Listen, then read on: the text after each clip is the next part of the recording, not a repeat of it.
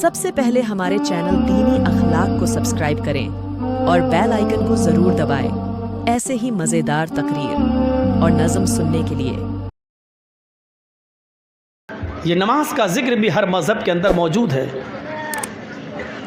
हिंदू धर्म के अंदर भी नमाज की एक शक्ल मिलती है। योगी उज्जीत सततमात्मानम रहस्य स्थिता एकाकी अच्युतातिमा निराशीर परिग्रह। श्रीमद् भागवत गीता अध्याय 6 मंत्र नंबर 10। जब तुम ईश्वर की पूजा करने के लिए खड़े हो तो पूरे शरीर का योग कर लो, पूरे शरीर की एक्सरसाइज कर लो, पूरे शरीर को झुका लो। ये शक्लो सूरत सिर्फ नमाज में होती है। अल्लाहू अकबर कहकर ऊपर नियत बांधो, खड़े हो, खड़े होकर एक्सरसाइज, अल्लाहू अकबर कहकर रुकू में जाओ। रीढ़ की हड्डी और पीठ इतनी सीधी हो जाए कि पानी का भरा हुआ बर्तन भी अगर आपकी पीठ पर रखा जाए तो गिरने न पाए। ये आपकी कमर की एक्सरसाइज।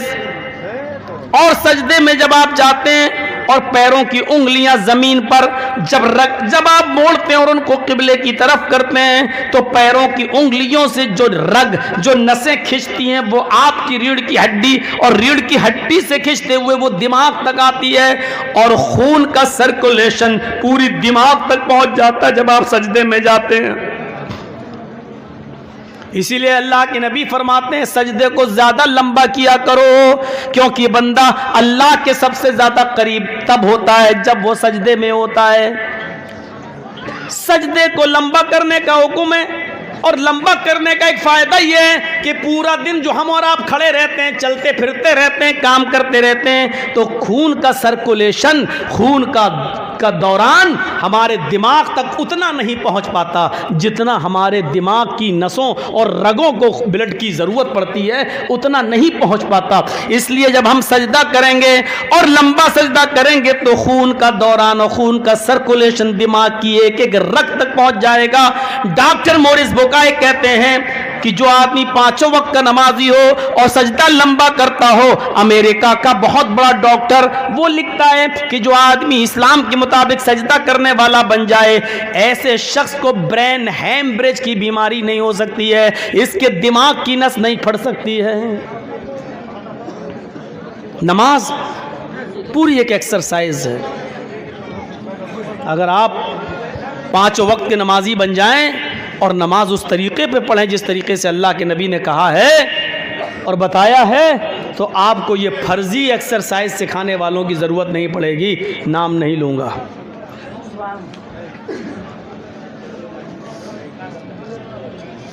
आजकल जो फर्जी लोग पैदा हो गए हैं एक्सरसाइज सिखाने वाले,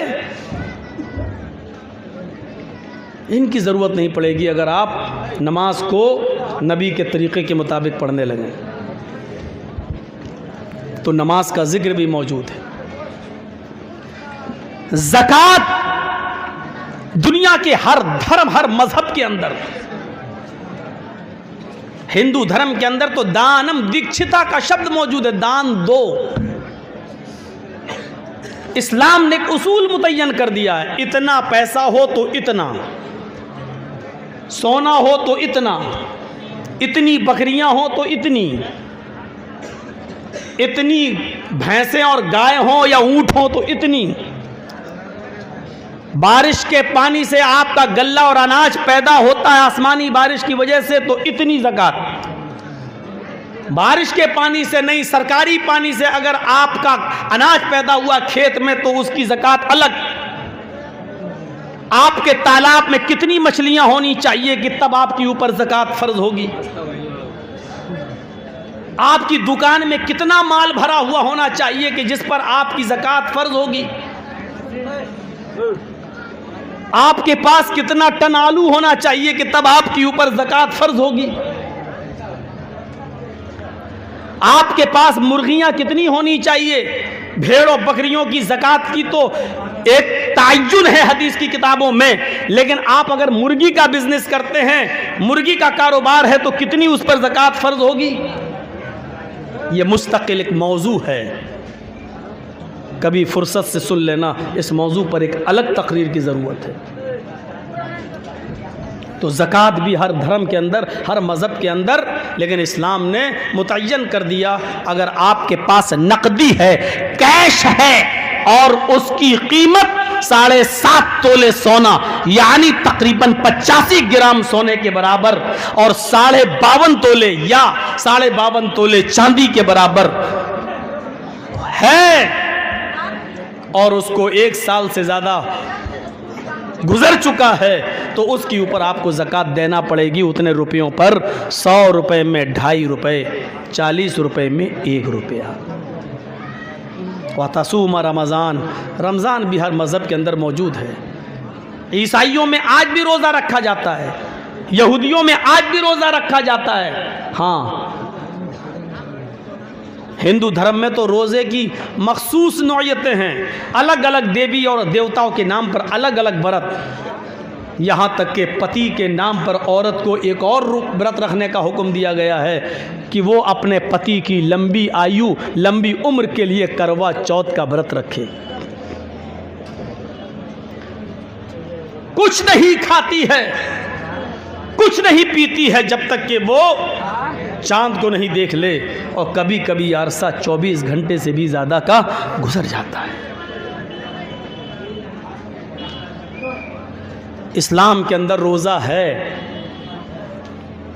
लेकिन इतना सख्त नहीं कि आदमी बर्दाश्त न कर सके, और इतना आसान भी नहीं कि उसको एहसास ही ना हो कि हम अल्लाह के लिए किस चीज़ की कुर्बानी दे रहे हैं।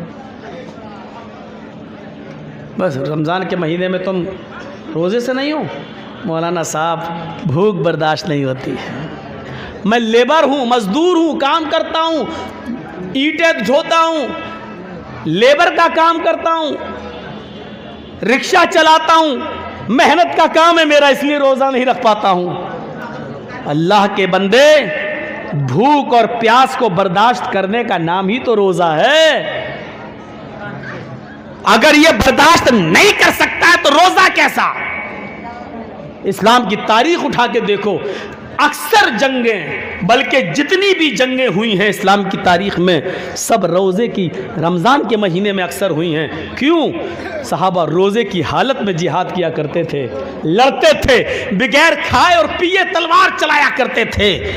कभी कभी सुबह से शाम हो जाया करती थी काफिरों से लड़ते लड़ते, और कमज़ोर हो जाया करते थे, लेकिन उनके दिल में तमन्ना ये थी, इस हाल में अगर शहीद हो जाऊं तो अल्लाह के यहाँ मुझे और सवाब मिलेगा। मेरे प्यारे साथियों, तसव्वुर करो, जिहाद वैसे ही एक बहुत बड़ा काम, मेहनत, धूप, उसमें आराम नहीं होता है, दुश्मन से बचना भी पड़ता है और वार भी करना पड़ता है, दौड़ना भी पड़ता है और पहाड़ी और दरख्तों की ओट में छिपना भी पड़ता है, लेकिन इसके बावजूद वो रोज़े की हालत में हैं और जिहाद कर रहे हैं। हम रोज़ा रखकर रिक्शा नहीं चला सकते, रोज़ा रखकर हम मजदूरी नहीं कर सकते। रोज़ा इसलिए नहीं रखते हैं क्योंकि खैनी नहीं छूटती है, रासिरी नहीं छूटती है, रजनीगंधा नहीं छूटता है, बीड़ी और सिगरेट नहीं छूटती है। रोज़ा भी हर मज़हब के अंदर। वतहुज्जल बैत, और हज करो, हज भी हर मज़हब के अंदर है। ये अलग बात है कि उनके यहाँ तीर्थ स्थान अलग अलग हैं। यहूदियों का तीर्थ स्थान इज़राइल में है, दुनिया भर के यहूदियों को इज़राइल जाने का हुक्म है। ईसाइयों का भी तीर्थ स्थान है। हमारे हिंदू भाइयों के तीर्थ स्थान तो इतने हैं कि उनको खुद गिनती याद नहीं। कभी हरिद्वार, कभी बनारस, कभी इलाहाबाद, जहाँ गंगा जल मौजूद हो और गंगा बहती हो वहाँ तीर्थ स्थान। और इस्लाम के अंदर भी एक तीर्थ स्थान है, और वो क्या है कि आप इस्तिताअत हो, ताकत हो तो आप खाने काबा की ज़ियारत करें, हज करें। ये बुनियादी तौर पर इस्लाम की जो परिभाषा है, इस्लाम की जो तारीफ़ है मेरे भाइयों, वो हर मज़हब के अंदर है। इससे पता चलता है कि इस्लाम मुहम्मदुर रसूलुल्लाह का अकेला दीन नहीं है। आदम से लेकर मोहम्मद सल्लल्लाहु अलैहि वसल्लम तक जितने भी नबी आए सभी इस्लाम को लेकर आए, लेकिन नबी अकरम के बाद इस्लाम को मुकम्मल कर दिया। अल-यौमा अकमलतु लकुम दीनकुम व अतममतु अलैकुम निअमती व रज़ीतु लकुमुल इस्लाम दीना। आज मैंने तुम्हारे लिए तुम्हारे दीन को कंप्लीट कर दिया, मुकम्मल कर दिया और अपनी नेमतों का इत्माम कर दिया, अपनी नेमतें पूरी कर दी। व रज़ीतु लकुमुल इस्लाम दीना, और आज मैं तुम्हारे इस दीन से, इस इस्लाम से मैं राजी और खुश हो गया। आज मैं तुम्हारे इस दीन से, इस्लाम से राजी और खुश हो गया। ये वही इस्लाम है जो नबी अकरम के ज़माने में मुकम्मल हुआ, और अल्लाह उसी इस्लाम से राज़ी है जो नबी ने हमें दिया। याद रखना, जो दीन नबी ने हमें नहीं दिया और नबी अकरम के गुजर जाने के बाद बहुत से कठमुल्लाओं ने अपनी तरफ से इस दीन में नई नई चीज़ें ईजाद करके हमें दी हैं, वो दीन नहीं हो सकती हैं। आप देख लीजिए, एक चिल्ला रहा है अल्लाहु अकबर अल्लाहु अकबर, और पूरी अजान देने के बाद ला इलाहा इल्लल्लाह, ख़त्म, आया मस्जिद में नमाज का वक्त हो गया। इसके बाद एक दूसरा आता है अल्लाहु अकबर, उसकी अजान भी ख़त्म होती है ला इलाहा इल्लल्लाह पर। उसके बाद वो नमाज पढ़ता है और नमाज पढ़ने के बाद फिर वो दरूद शरीफ या सलाम पढ़ना शुरू कर देता है। मुस्तफ़ा जाने रहमत पे लाखों सलाम, फला फला सलाम, फला पे लाखों सलाम। कभी आपने सुना है लाखों सलाम कह देने से लाखों सलाम हो जाएंगे? आप ही बताइए। आप कहिए जर्जी साहब लाखों बार अस्सलामु अलैकुम, तो लाखों बार हो जाएगा। अगर लाखों बार कह देने से लाख बार हो जाने वाला होता तो हम 33 बार क्यों पढ़ें सुभान अल्लाह, 33 बार क्यों पढ़ें अल्हम्दुलिल्लाह, 34 बार क्यों पढ़ें अल्लाहु अकबर? हम तो कहते हैं 33 बार सुभान अल्लाह, हो गया। हम तो कहते हैं 34 बार अल्लाहु अकबर, हो गया। जब तुम एक बार ही भी कह देते हो मुस्तफ़ा जाने रहमत पे लाखों सलाम, जब लाखों कह देने से लाखों हो गया तो हम 34 कहने से 34 नहीं होगा, हमारे 33 कह देने से 33 नहीं होगा। हो तो मौलाना बात तो सही कह रहे हो, लेकिन हमारे बाप 9 9 19 कहते हैं, हम 18 क्यों कहेंगे? हमारे बाप ने वही पढ़ा है। तो जो चीज़ इस्लाम में नहीं थी,